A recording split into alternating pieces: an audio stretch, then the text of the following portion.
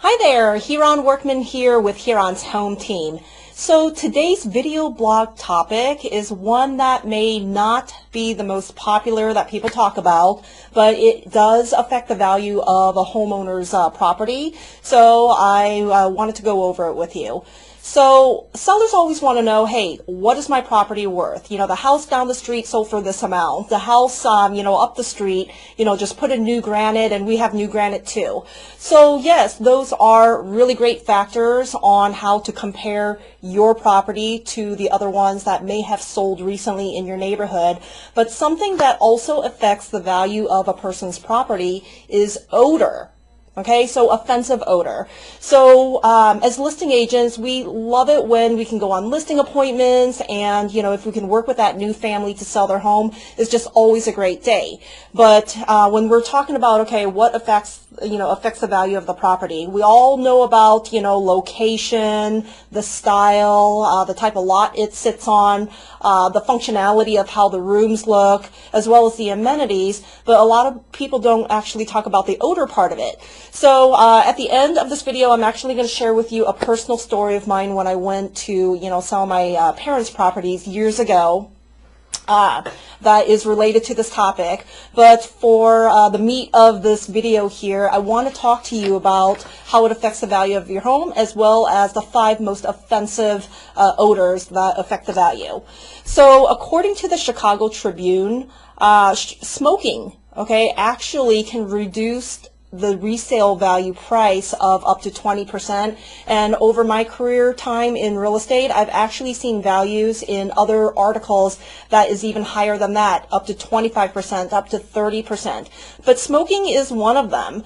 So if you've got tobacco in the home, basically you're going to want to clean the upholstery, definitely not smoke in the home anymore, and any place that smoke air or that tobacco air would have infiltrated, basically you're going to want to take care of that. Sometimes we've had clients in the past, repaint through walls, steam clean the carpeting, and in some worst cases, even pulling the carpeting up as well as the padding underneath, and even removing or maybe putting some encapsulation, maybe like kills or something, over the subfloors.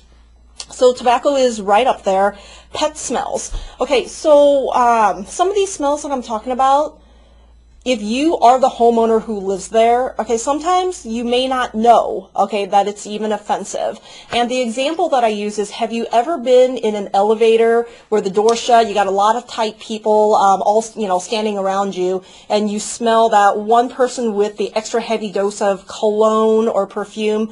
To them, they probably don't smell it because they've got nose blindness to it. But for the rest of the people in that elevator, they just can't wait to get off the elevator because it just smells so badly. So sometimes that happens in our own homes with some of these odors, like the pet smells. There's nothing worse than asking a buyer, as well as the buyer's agents, to remove their shoes, be respectful of the home, and then they're walking around and they're stepping on, let's say, like kitty litter. That's a really gross feeling, and I've done that before. It's not fun, and for people who don't have pets, they're not as understanding.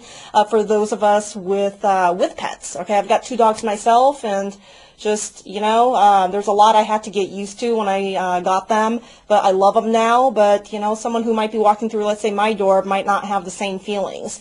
And then also, the pet urine smell, wherever it's at, it really does need to be eliminated, because you may, if you are thinking about selling your home, you may have people who come in and just allergic to it, smell it right away. What's faint to you might not be faint to them. So the next offender on the list is garbage. So just removing the garbage just more often, replacing it, and maybe even scrubbing and cleaning up the actual bin itself would probably help greatly. And then next one is mold. So the word mold, as benign as it is, sometimes it's very deadly, but other ones are just very common. There's nothing that will kill a real estate deal faster than the word mold. Okay, so mold, I would suggest that if you feel like you do have mold, to contact a professional, a mold remediation company, have them come in, test it, analyze it, and remediate for it, and then those companies should provide you some sort of a warranty that may or may not be transferable to the new owner. So if you know you have mold, that is something that you are going to want to take care of even before your house goes on the market, because you don't want that bad stigma of I don't know, having a hazardous house, because when you fill out the property disclosure form, you know, there's questions on there about it that you're going to have to answer anyways, and any prospective buyer who would see that, if they are looking for a move-in ready home, or if you're looking to get fair market value and not just give it away to an investor who will do it later, that's something that you will definitely want to take care of. And then the last thing I want to talk to you about is body odor. Certainly body odor is not easy to talk about once again, but it is just one of those things that can stick with clothing. If you are sitting on a couch, it could get on the couch. So just, you know, anything that you can do to deep clean these smells, get rid of it from bedding, from sofas, from the carpeting if you lay on the carpeting a lot. So, you know, maybe asking a trusted friend or family member to come over and to just give you an honest opinion, have them go throughout the different rooms of the home and just, you know, tell them, hey, I'm thinking about selling my home and I want to make sure I create an odor-free environment so that we've got the best chance of people coming in and not only liking the home but not being offended anything by it, you know, and just asking them, hey, what do you find offensive here? And please, you know, you're not going to hurt my feelings. I need you to help me out. So there are some other ones actually on the full report here. So if you are thinking about selling your home, please call Heeran's Home Team. We would be happy to do a free home buying or selling consultation for you. And until next time, thank you so much.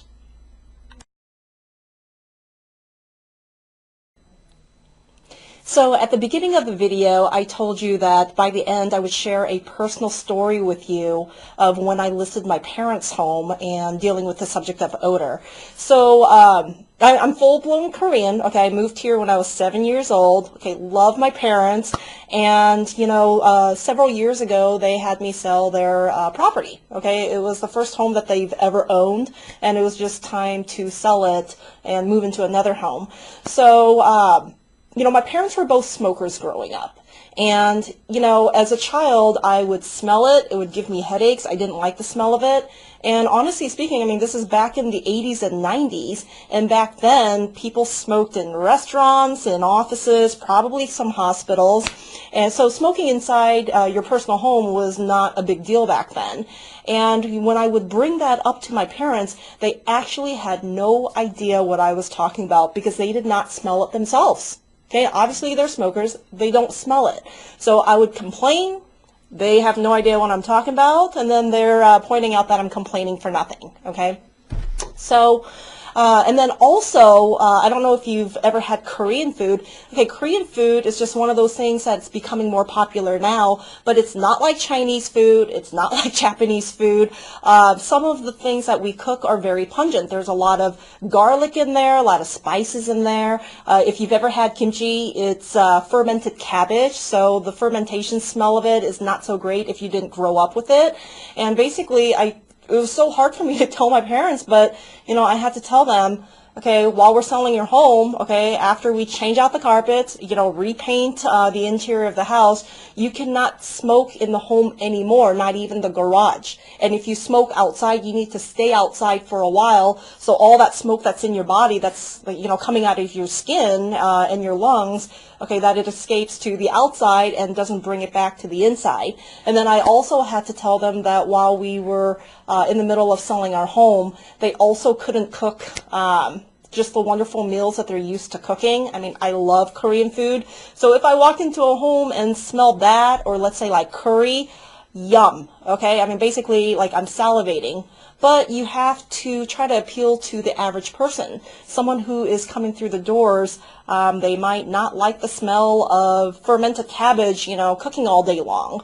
Or even like, let's say, bacon grease, okay? If you like, you know, just the standard, you know, bacon, okay? It doesn't smell good to everybody. So that was a really, really difficult conversation that I had with them. Obviously, they're my parents. I love them. But, you know, I was very lucky that they understood that I was the professional and that I had many, many years of experience even at that point selling many homes. So, you know, they painted, they switched out the carpet, they stopped smoking in the home, they stopped, you know, cooking their normal food, and we got through the transaction, you know, just fine. But it just, you know, it was definitely a hard discussion to have with them.